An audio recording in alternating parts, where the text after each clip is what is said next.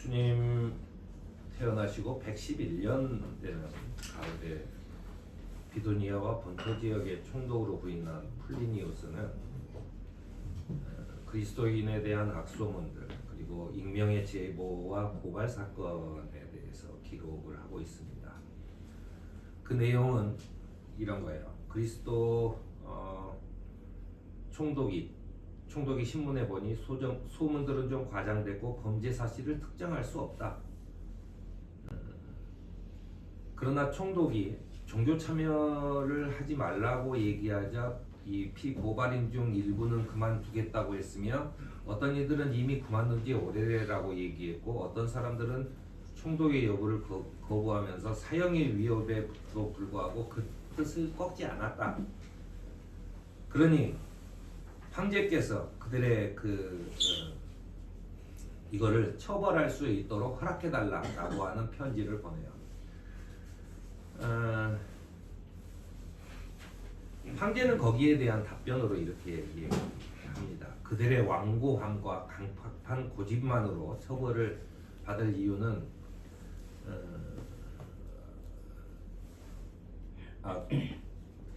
트라이아누스 황제는 누군가 잡혀와서 유죄가 입증되면 처벌하되 그리스도인들을 붙잡기 위해서 수색하지 말아라 라고 하고 명령을 내립니다.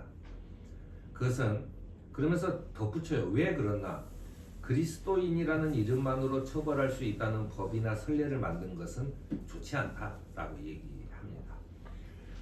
이 답변은 이제 111년에 보내고 답변은 112년에 도착을 하는데 이게 지금 현재까지 남아있는 로마인이 그리스도인들에 대해서 기록한 첫 번째 기록입니다. 이 문서가 갖는 의미는 당시 그리스도교가 급속하게 전파되어 지역에 따라서는 정권 차원에서 그 위협을 느낄 만큼 커졌다라고 하는 것과 그리고 조직적이고 전면적인 즉 그 정권에 의한 어떤 박해 이런 것은 없었다는 것. 그래서 이 박해는 정권 차원이 아니라 민간에서 그리스도교를 좀 불편하게 느끼거나 위협적으로 생각했다라고 하는 것을 알 수가 있습니다. 물론 이전에 로마 황제 네로가 자신의 정권이 불안정하니까 누군가를 죽였어야 했어요. 우연히 일어난 로마의 화재 사건 때문에 자기 정권이 매우 어려워졌을 때 그리스도인의 짓이다라고 해서 한번 그 핍박을 하고 사람을 대폭 죽인 적이 있습니다. 결국 로마 황제는 네로는 그 이후로도 끝내 자신의 정권을 제대로 하지 못하고 말았어요. 우리는 그것과 더불어서 그리스도교가 초창기에 굉장히 핍박을 많이 받았다라고 생각을 합니다. 그러니까 예수를 믿었다는 이유로 사람들이 막 죽여요. 그 이유가 이상하잖아요. 어떤 종교를 믿었다라고 사람들이 죽인다는 것은 그건 좀 이상하다라고 해요. 지금까지 우리는 카타콤, 그러니까는 공동묘지예요. 그 공동묘지가 우리나라도 그 일부 섬지역에서는 풍장이라고 해서 그 장례를 그렇게 치릅니다. 그건 뭐냐면 카타콤이라고 해서 이 바위를 뚫고 굴을 만들어요. 그리고 거기에 이렇게 관 들어갈 만한 사이즈로 옆에 구멍을 쭉 팝니다. 그리고 시신을 거기에다 올려놔요. 그게 이제 카타콤이죠. 그걸 거기다 올려놓고 약 3년에서 아주 길게는 10년까지 해서 완전히 백골이 된 다음에 꺼냅니다. 그래서 항아리에다 담아요. 그리고 가져가는 거예요. 그러니까 우리나라도 풍장이라고 해서 이 무인도 조그만 섬에다가 시신을 올려놓고 이제 자연적으로 전부 다 분해되고 뼈만 남았을 때 수습하는 그 풍습이 있습니다. 네, 하여튼 그런 거예요. 그 카타콤이라고 하는 게 그러니까 영구적인 무덤은 아닌 거죠. 예수님도 그 돌무덤으로 왜 돌무덤으로 거기에 시신을 안치하는 거예요. 이 뼈만 남을 때까지. 근데 이제 그 카타콤에 좀 큰 공간이 있어요. 이제 지금까지는 그리스도교가 박해를 피해서 그 카타콤에서 예배를 드렸을 것이라고 알려져 있어요. 저도 그렇게 알고 있었고 계속 누구도 전 세계적으로 다 그렇게 얘기했습니다. 그런데 최근 고고학의 발굴에 의하면은 거기가 예배 장소가 아니었다는 거예요. 거기는 장례를 지내던 사람들이 그 와가지고 안치를 하고 잠깐 이렇게 식사를 하던 장소였다라고 하는 게 밝혀집니다. 왜냐하면 아무리 고고학적으로 연구를 해봐도 거기서 무슨 제례 같은 걸 지냈으면 뭐 여러 가지 흔적이 남았을 텐데 그 흔적이 없었다는 거예요. 그리고 나서 이제 이런 문서들이 발견되면서 대규모의 학살이나 박해는 있지 않았다라고 하는 것이 이제 밝혀지고 있습니다. 자, 그러면 그리스도교는 초창기에 왜 힘들었을까? 그것은 이 로마의 전통과 사회적인 풍습과 관계가 있어요. 이 모든 문서들이 그리스도교인들은 무신론자다라고 해서 그들을 박해합니다. 박해한다기보다 미워해요. 그리고 누군가를 미워하게 되면 굉장히 좋아하는 사람들이 있습니다. 그건 뭐예요? 정권을 가진 거죠. 누군가가 누군가를 혐오하고 미워하게 되면 굉장히 정권은 좋아요. 북한이 남한이 북한을 똑같아요. 두 정권이 그 미움을 이용해서 자기 정권을 유지하죠. 전라도 사람이 경상도 사람을, 경상도 사람이 전라도 사람을, 이런 것을 통해서 그 사람들의 시선을 자기가 정권이 잘못해도 자기한테 오지 않고 서로가 싸우게 만들어요. 서로가 싸우게 만들어 놓고 자기는 편해지는 겁니다. 마찬가지죠. 그리스도인들이 무신론자라는 이유로 사람들한테 무시를 당하고 해코지를 당하고 했을 때 정권 차원에서는 크게 거기에 대해서 신경 쓰지 않아요. 왜냐하면 오히려 굉장히 좋은 현상이기 때문이죠. 그러면 로마의 전통이 뭐길래 그러냐? 로마의 전통은 신들에게 경의를 표하는 것이 애국의 가장 중요한 표현이에요. 많은 신들을 내가 어디 지역 뭐 고린도 지역을 갔어. 근데 고린도 지역에서는 이런 신을 섬겨요. 나도 신 섬길래. 그리고 거기에서 신상을 사오죠. 그래서 자기 집에 걸어놔요. 내가 어느 지역에 갔더니 거기는 또 이런 거야. 좀 멀리 가서 이방인 아주 새로운 나라에 갔는데 걔네들 또 뭔가를 종교를 지내요. 그러면 그 신상도 가져와요. 마치 요즘 사람들이 키링을 모으듯이 마스코트를 모으고, 원래 마스코트라는 게 그런 의미가 있습니다. 그 신상이라는 의미가 있어요. 그걸 가져와서 주렁주렁, 그러니까는 로마의 집은 주렁주렁 걸어놔 놓는 것이 그게 해요. 그리고 그 중에 빠지지 않아야 되는 것이 로마 황제를 신으로 모십니다. 로마 황제에 대한 신상이 빠지면 안 되죠. 유대교는 일신교예요. 신이 하나님밖에 없다라고 하는데, 유대교는 예전부터 로마한테 굉장히 잘 보였습니다. 그래서 로마가 봐주고 있었어요. 그러니까 유대인들이 신상을 놓지 않는 것은 봐줄게. 로마 황제에 대해서 전부 다 전 국민이 해야 되는 때에도 유대인들이 안 나타났을 때 봐줬습니다. 그건 기록에 나와요. 왜냐하면 유대인들은 굉장히 말을 잘 듣는 사람들이에요.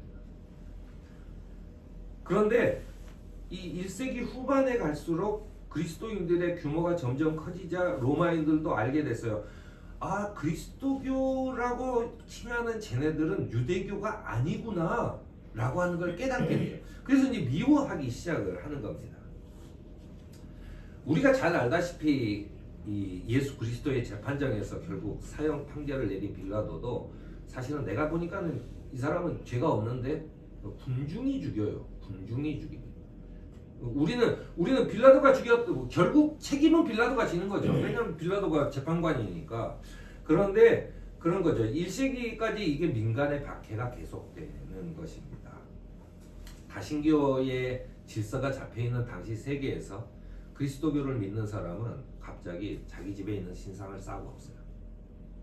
그리고 자기는 믿는다는데 신상을 안 내놔.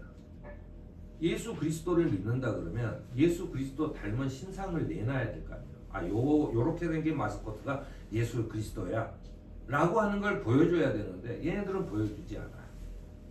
아마 보여줬다면 다 그리스도교였을 거예요. 그 사람들은 뭐든지 다 받아들이니까. 그런데 저 사람들은 신상을 아무것도 놓지 않고 믿는다고만 얘기하는 거예요. 사기꾼이죠.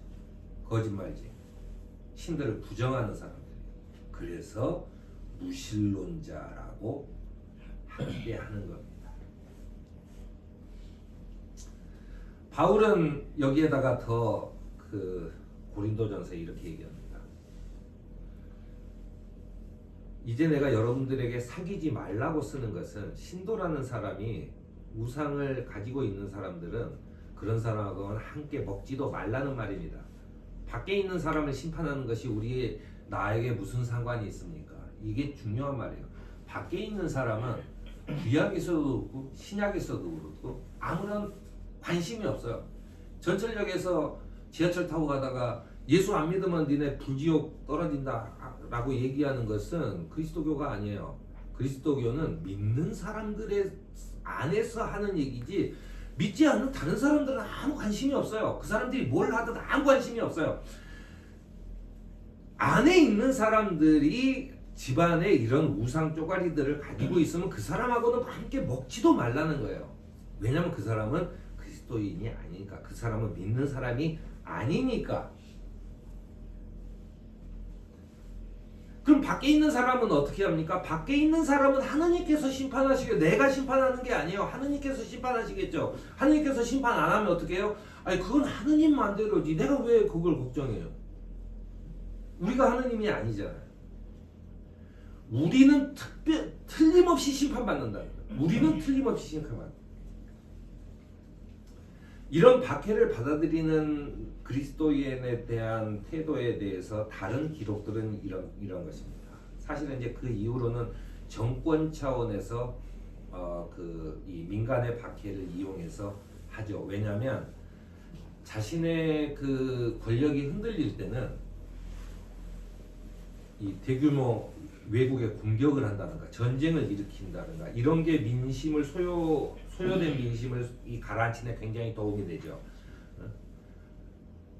전쟁을 일으킨다든가 아니면은 그 중에 누군가 빨갱이다라고 죽이는 거예요.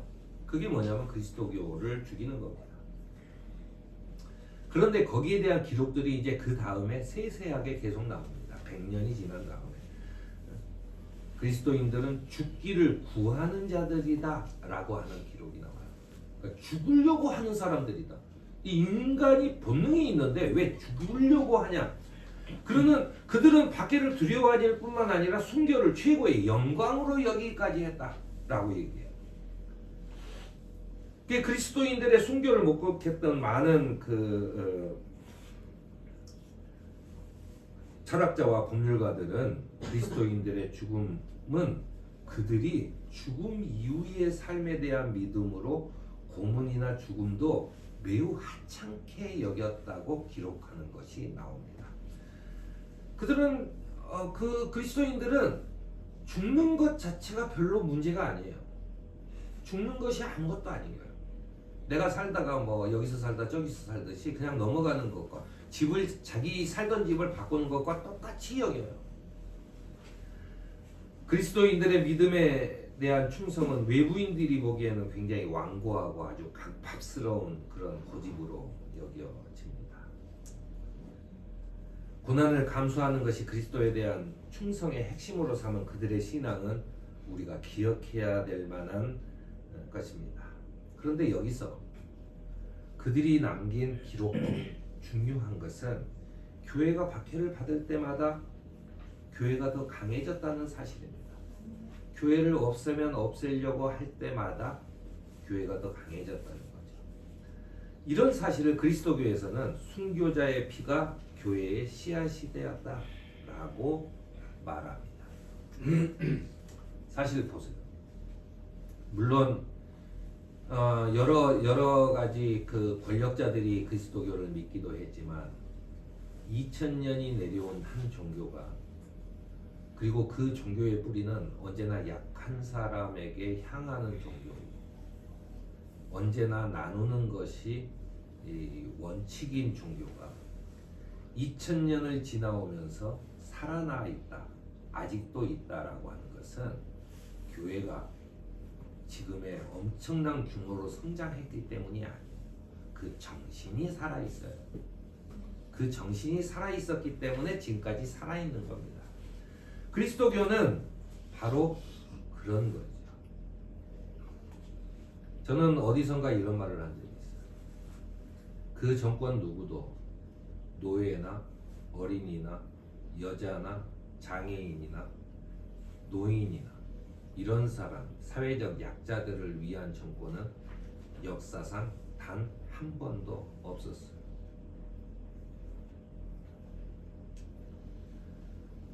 내가 유일하게 본 건 세종대왕이 그 장애인 특별법을 해가지고 장애인 우대를 했다는 거 외에는 기록에 찾을 수가 없어요.